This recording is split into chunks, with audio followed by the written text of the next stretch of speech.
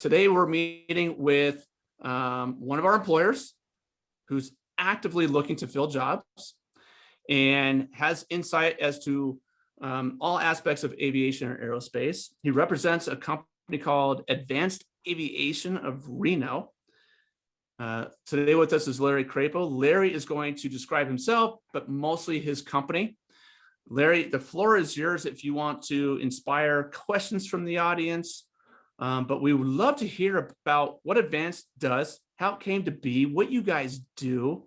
Maybe share your company culture and other aspects of the company. And if you have any openings now or in the future, those are always good to share. So it's all yours, Larry. I will mute out. Very good. Thank you, Peter. It's great to be talking to the Pathways folks. Always enjoy doing that.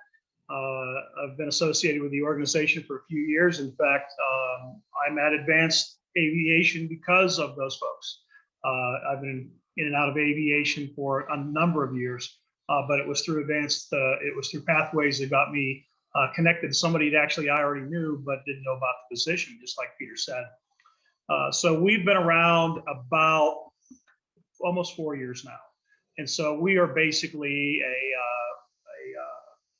aircraft flight training program where you can, if you want to learn to fly, you can do everything from a discovery flight in a 172 Cessna just to see if you like it or not, all the way up to getting certified as a flight instructor.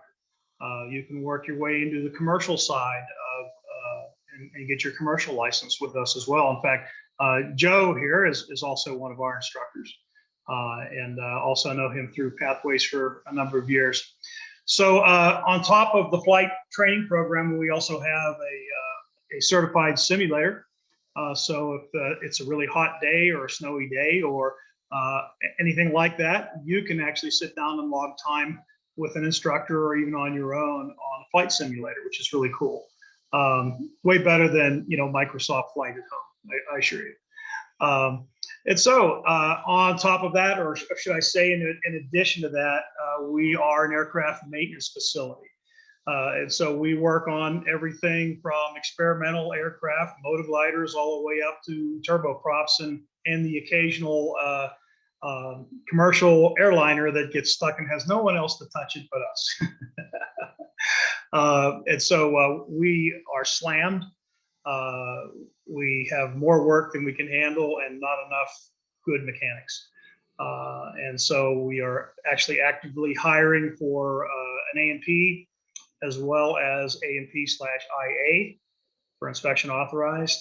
And we did have an intern program, but we had to suspend it because we don't have enough people to train them because we're too busy fixing airplanes. So my role there is actually customer service manager. So I help keep the day-to-day things going at the front office and in liaison between the front office and the hangar. But lately, since I'm also an A&P and have a BS degree in aircraft maintenance engineering technology, I also get turned into a wrench turner in times of crisis, which is almost every day these days. So fun job. The culture is, do what you say you're going to do. We check everything everybody does as part of the safety that we do. And we track everything with our software program about, what time you spent on this or that. We have safety meetings every Monday to talk about not only what the scheduling is and the priorities for a week, but if somebody makes a mistake, which we are humans, we do make mistakes.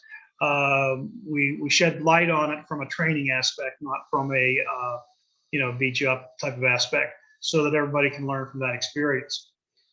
And so we also have a very advanced avionics section, and that probably represents half of our business. And so a lot of people are getting rid of those round six packs, those round gauges, and going to the nice flat screens. And so it is amazing to watch our avionics guys take the dash out of an airplane with a million wires cut off and sticking into the air and make that all work again in a couple of weeks. My hat's off to those guys in avionics. They're amazing. And it sure does clean the dash up. I mean, we literally throw the dash away, and all new sensors, flat screens, and the technology's advanced so much. It's so much easier to use, and so we're doing quite a bit of that. And I mean, those projects alone can go from 25,000 to $200,000 for a dash being replaced like that. So if you know anyone that has an A&P or an IA and has at least 3 years of experience, please send them my way. I'd love to talk to them. And so if you've never been, if you are in the Reno area and you would like to come over and get a tour of the hangar, I'd be glad to do that. And so we are at 655 South Rock Boulevard, right next to Atlantic Aviation. That picture that you see as my background is taken standing at our hangar door looking towards the mountains. That happens. The Navy stops in frequently, and that's some of their F-18s sitting out there. They came in last week and called me on my cell phone and told me they had a jet outside with a flat tire. And I said, "What kind?" He said, "That's just an F-18. Can come help us." And so we see the Air Force a lot. We see the Navy a lot because the Navy Fallon base, Top Gun, is close by.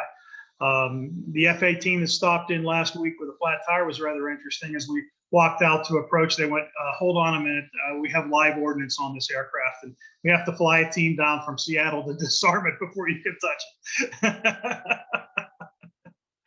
So it does get exciting every once in a while. Does anyone have any questions for me about aviation as a career? I mean, I started out as an A&P,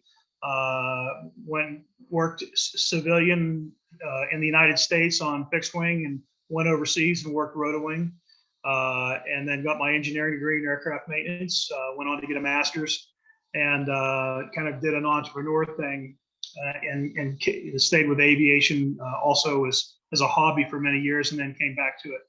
And so I'm, involved with the EAA, the AOPA, done build-a-plane projects. In fact, I'm heading to a Young Eagles EAA and Young Eagles meeting right after this to help the young kids, get started in aviation there as well. So anybody have any questions, just unmute and call it out. Thanks, Larry. This is Joe.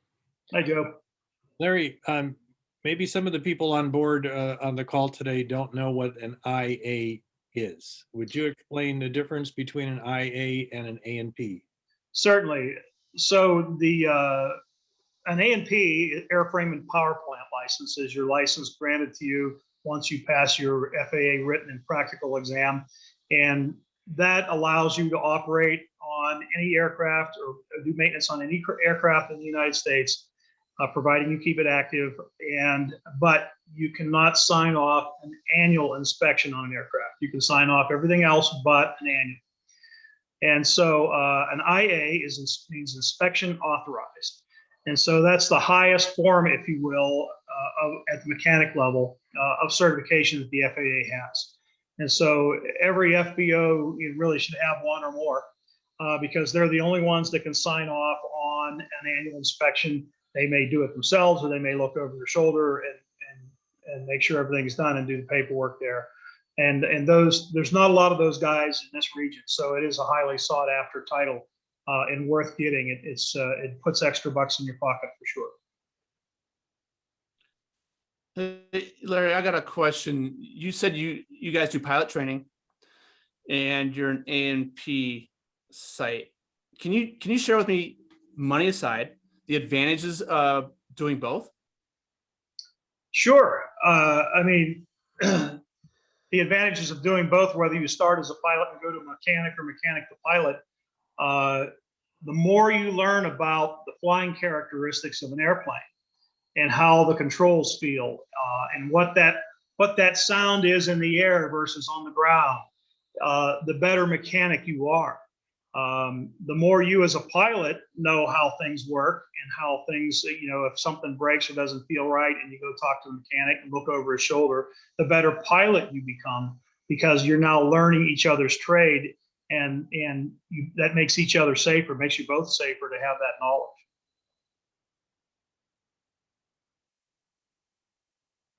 Any other questions? This is just a curious question, but where did you go to school? For what? Bachelor's and then master's as well. I think you said you had both, right? I do. Yeah, I have, and I have an A&P, so that was a different school. So my A&P license I did at Pittsburgh Institute of Aeronautics in Pittsburgh, Pennsylvania, and I also got my 2-year Associate of Science degree there. And then I did my undergraduate BS degree at Northrop University in Los Angeles, in aircraft maintenance engineering technology. And then I did my master's in management technology at Northrop University, Los Angeles. Larry, are you offering any internships that could lead to getting the training necessary to get the A&P license?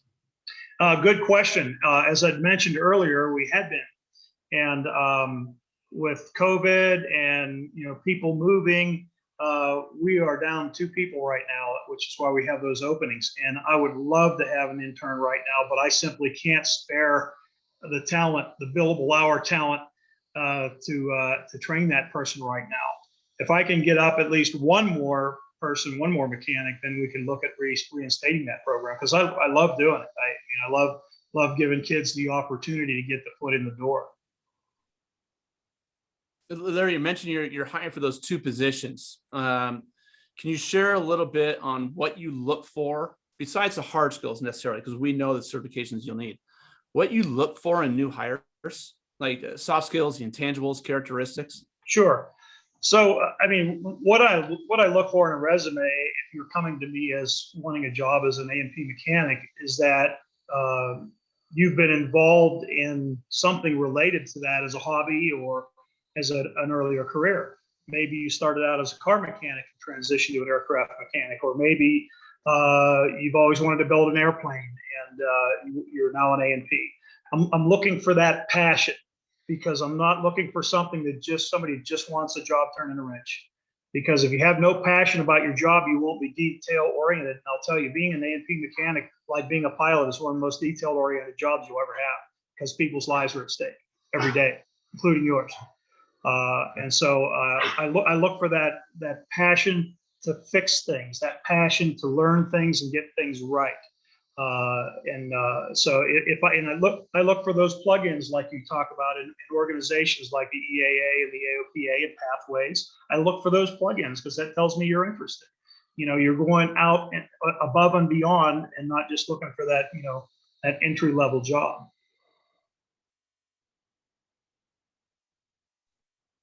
I also look for credible references, not your dad, your brother.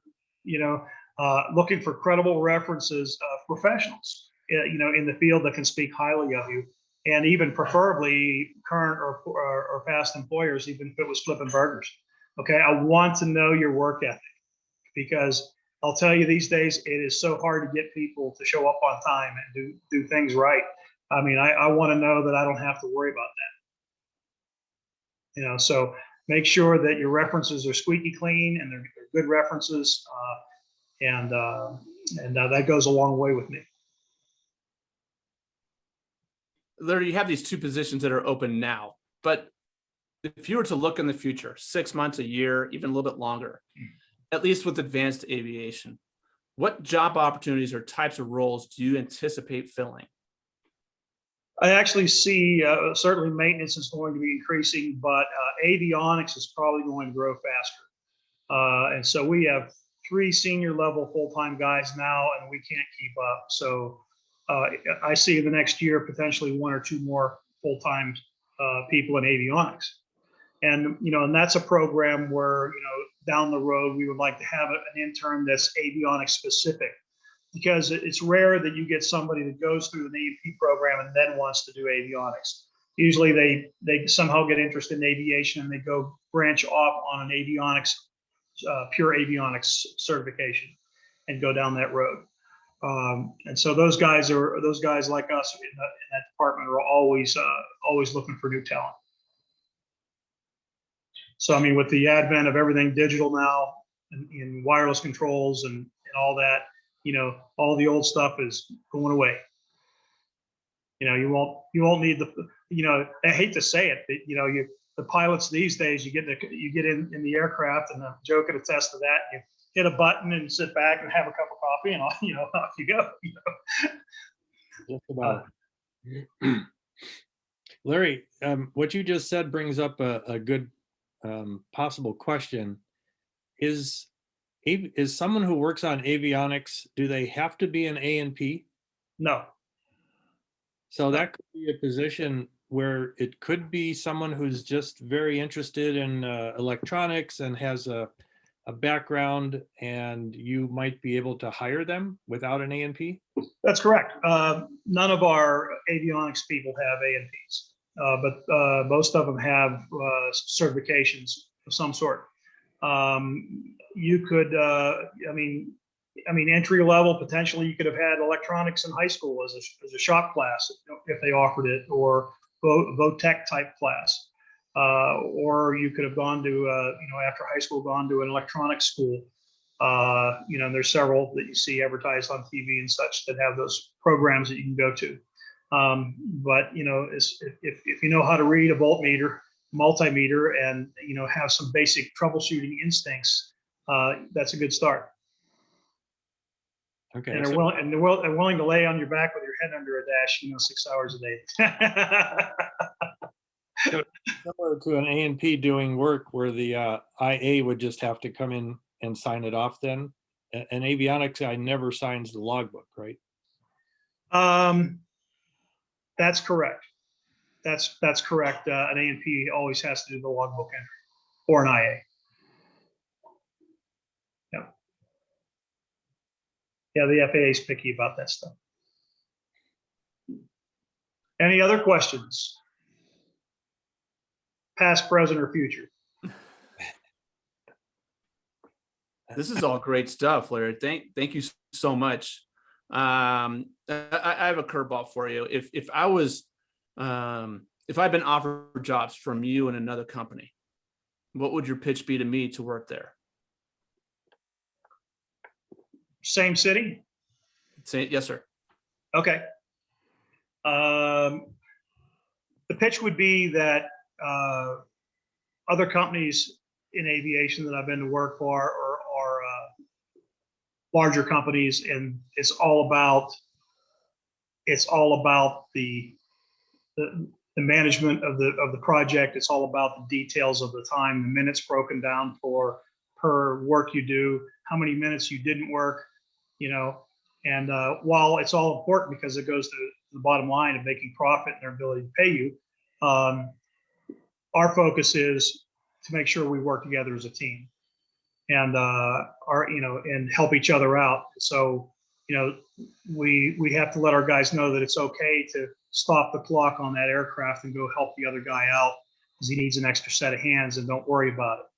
Okay. You're not going to get dinged for that. So we're more of a family-oriented, team-centric, small business-minded, shall we say.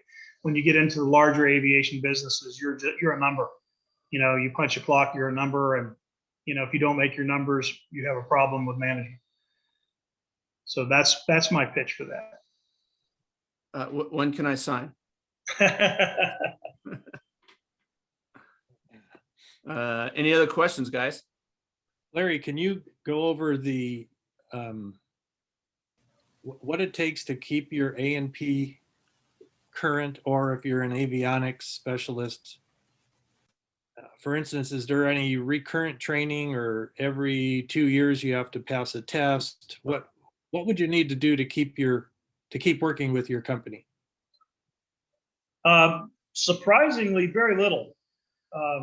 Considering it's an FAA run, organization.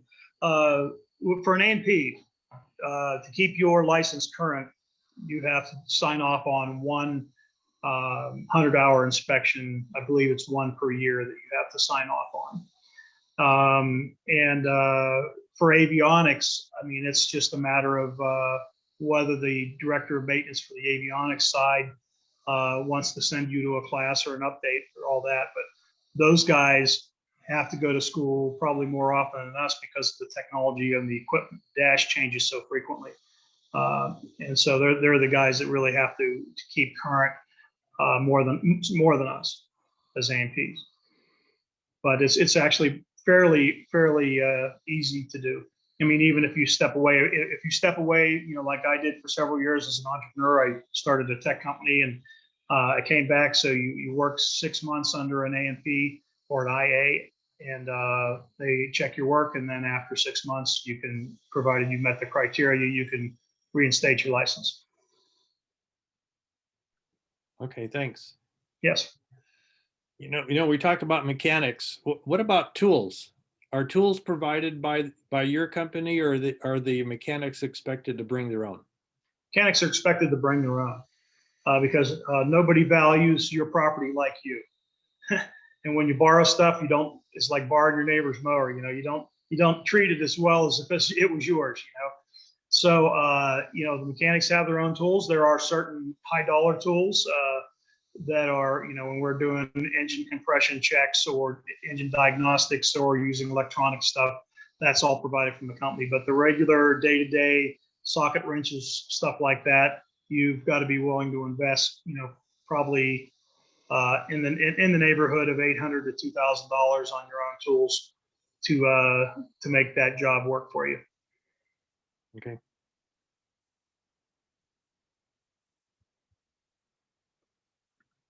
Anything else? Yeah, do some of your flight instructors also double doing A&P work? No, none at this time. I have known some in the past, but none that I know of at this time do that. I know people that have gone to foreign countries for work, and because of the remote area they were in, they chose to be pilots and AMPs for survival reasons. But I don't know anybody in our business that does that.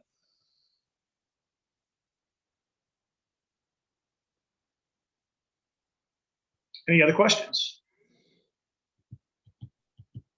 Sean, did I see you wanted to ask a question? Yeah, like All how do you hire the flight instructors? Like, are they your previous students, or you get them from other industry, or like somewhere outside?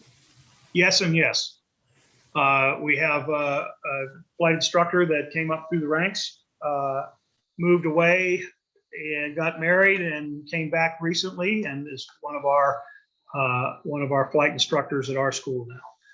Has her own plane that she leases to the school, and so but we've got people who are commercial pilots. I mean, Joe obviously captain of United Airlines. We've got people that flew for corporate aircraft.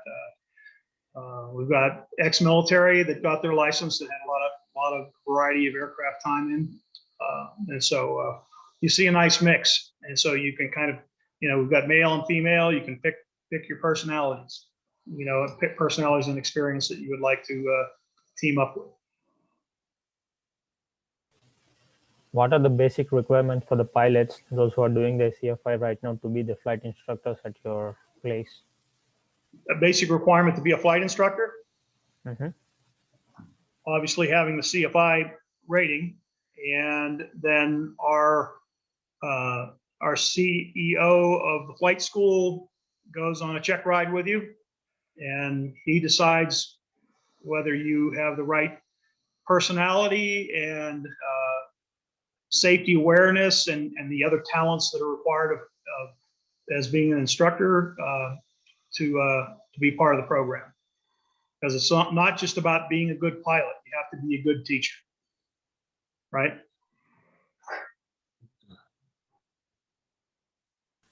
That sounds good. Thank you for the information. You're welcome. Wow, Larry, this has been great. Better than I expected. Although I expected greatness, but this was our first employer spotlight, and you guys knocked it out of the park. If nobody's familiar with Advanced Aviation of Reno, I shared with you the link to their website. Check it out. I also think they're on Instagram, and Facebook, LinkedIn. Okay. And so check them out. Reach out to Larry. I'm sure he said something inspiring that caught your attention. reach out to him through LinkedIn. If you want to be introduced to him by email, I'm happy to make that happen. But reach out. He's obviously, like Joe, Josh, Marlis, others, a great resource. So you're not taking advantage of him. You're reaching out because there are people that you don't know that he knows or they know. And maybe one of these positions is best for you. Maybe not right today, but will be in months or a couple of years. And that's why we ask questions like, what do you see could be available in a year or two? Because it might be the right fit for you then. Or if it's the right fit for you now, I would contact him yesterday to see, to get more information about the position or both positions and see if they fit you or what requirements he might have or they might have that you need to fill. So reach out. And to piggyback on something you said earlier, Pete, I've almost every job I've ever had in my life, I got because of someone I knew or a relationship I had with someone. It's so true. I mean, I hear a statistic that 80% of jobs are never posted. And so what we're seeing are 20% of all the jobs available. That's crazy. So it's people. People are the answer. That's why, my first tip was to network, just talk to people. My the third was like loiter, like get involved, meet people, hang out at the hangar. They have a great room where they have desks and people working. I bet they'll allow you, if it's not busy inside, to sit down and, maybe do some homework or just talk. They'll show you, I guarantee you, Larry will show you around. You may not be able to help, but you can at least observe what's going on. So take advantage of those companies like Advanced Aviation in your community, because you never know what could happen.